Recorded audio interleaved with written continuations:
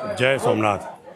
હરિહરના આ તીર્થધામમાં આજે જ્યારે ચૈત્ર સુદ એકમ એટલે ભગવાન કૃષ્ણચંદ્ર પરમાત્માએ આ જગ્યાએથી ગોલોકધામ ગમન કર્યું હતું. એ તીર્થ ભગવાનને ભાલકામાં બાણ વાગ્યું અને આ ગોલોકધામ તીર્થથી ભગવાન દેહોત્સર્ગ કર્યો.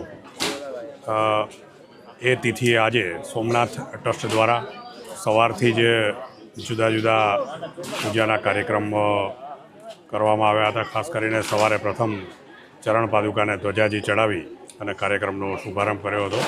ભગવાનની ધજા પૂજા, ગૌ પૂજન, વિષ્ણુયાગ તેમજ બપોરે 2:27 અને 30 સેકન્ડે જ્યારે ભગવાનનો જે દેહોત્સર્ગનો સમય છે એ સમયે શંખનાદ કરવામાં આવ્યો હતો અને ભગવાનની મહાપૂજા કરવામાં આવી હતી.